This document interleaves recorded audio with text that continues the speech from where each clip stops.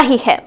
ऐसा ही कुछ हुआ है प्रभा देवी मेमोरियल पीजी कॉलेज के साथ। अब आपके दिमाग में और जहन में चीजें आने लग गई होंगी कि आखिर में प्रभा देवी मेमोरियल पीजी कॉलेज ने ऐसा क्या कर दिया कि दिव्या शेखावत ये कह रही है कि पाप का घड़ा भरकर फूटता ही है। आइए इस कहानी को एक बार जान लेते हैं। इस कहानी को जानने के बाद आप खुद ही कहेंगे जो हुआ अच्छा ही हुआ, किसी का तो भविष्य बच गया।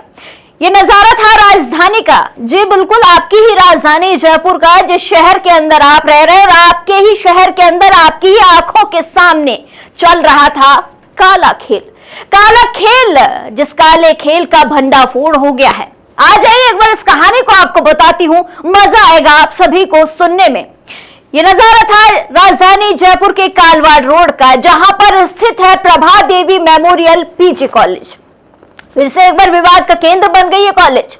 पहले क्या विवाद रहा और अब कौन सा नया विवाद आया, वो आपको इस कहानी में बताती हूं।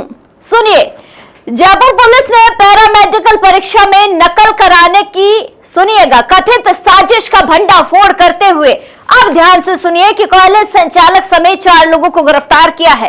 पुलिस का दावा है कि झुंझुनू के एक निजी कॉलेज के 45 छात्रों को परीक्षा में नकल कराकर पास कराने के लिए 5,50,000 रुपए का सौदा तय किया गया था। आरोपियों में झुंझुनू के एस करण कॉलेज के एचओडी और लेक्चरर के साथ प्रभा देवी मेमोरियल पीजी कॉलेज के संचालक रामकृष्ण मंडीवाल और उनके भतीजे देव कृष्ण मंडीवाल शामिल हैं।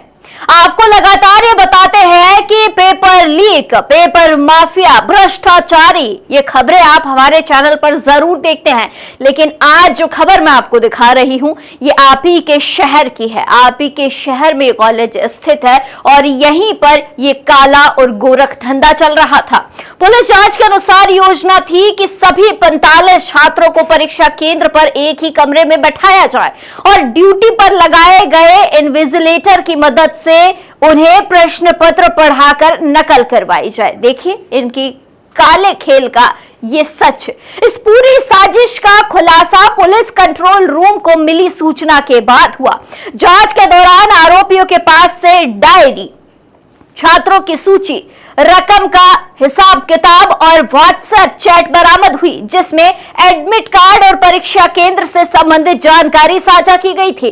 पुलिस के अनुसार 45 छात्रों में से कुल 5.50 जो है लाख रुपए लिए गए थे, जिनमें से 3,87,000 रुपए कथित रूप से परीक्षा केंद्र पर अनुकूल व्यवस्था कराने के लिए दिए गए थे।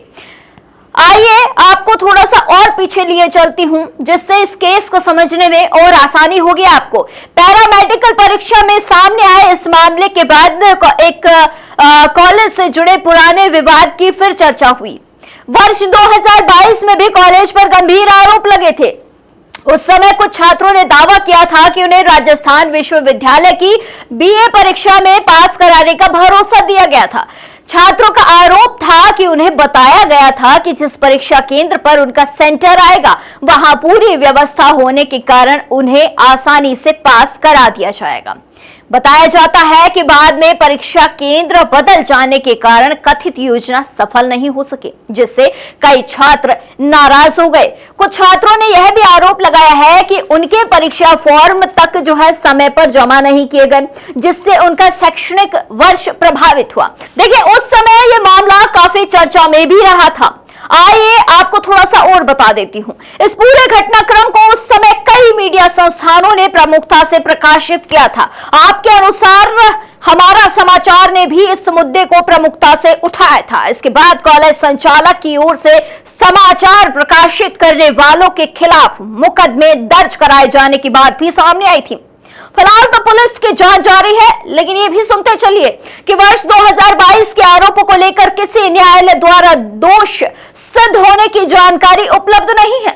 वहीं वर्तमान पैरामेडिकल परीक्षा नकल प्रकरण में पुलिस की जांच जारी है और गिरफ्तार आरोपियों से पूछताछ की जा रही है।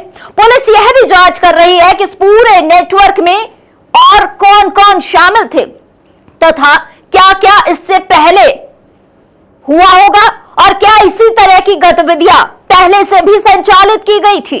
वर्ष 2022 से जुड़े आरोप छात्रों द्वारा लगाए गए गए आरोपों और उस समय सामने आई शिकायतों पर आधारित है। उनकी स्वतंत्र पुष्टि या न्यायिक निष्कर्ष उपलब्ध नहीं है। वर्तमान नकल प्रकरण की जांच भी अभी जारी है और अंतिम निष्कर्ष पुलिस जांच तथा न्यायालय की प्रक्रिया के बाद ही सामने आएगा।